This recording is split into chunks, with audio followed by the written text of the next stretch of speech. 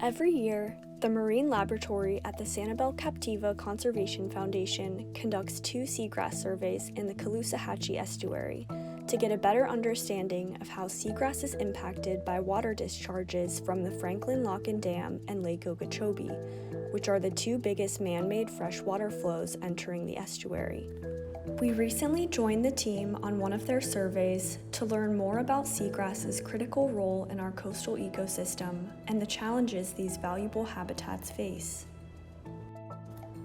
It's a beautiful, calm day on the water, and we're speaking with Eric Milbrandt, director of the SCCF Marine Lab, who's been doing this work for over a decade. So what we've been studying is the effect of flows on seagrass and their abundance and density. And every year, as we go out at the beginning of the year in May and June, we find far more seagrass than we do at the end of the summer after there's been a long period of rainfall or discharges from Lake Okeechobee. So every year we see declines in seagrass that range between 50 and 60%. While Milbrandt said seagrass is showing some resilience to constant change in the system, it's clear that seagrass and everything else that depends on it could be more productive under less environmental stress. Seagrass are really an important part of this ecosystem in the southwest Florida coast because it provides a lot of habitat for other animals to live in. It's the juvenile nursery habitat for a lot of fish and invertebrates.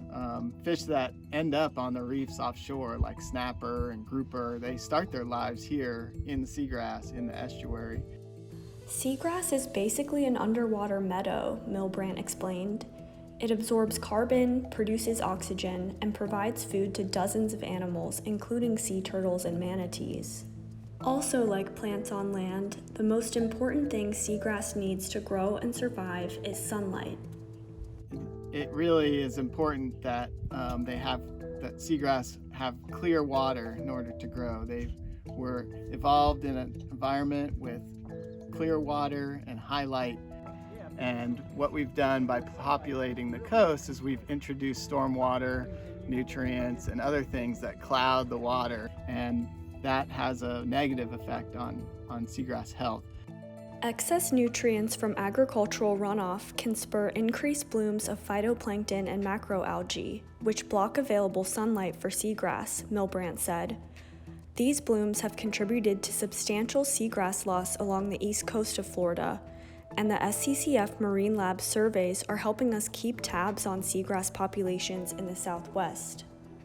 We can make the water more clear, and that involves less fertilizer, cleaning up, providing stormwater treatment for agricultural lands which currently don't have much stormwater treatment, and of course not using fertilizers on your lawns, and preventing some of the nutrients and nitrogen from getting into our waterways.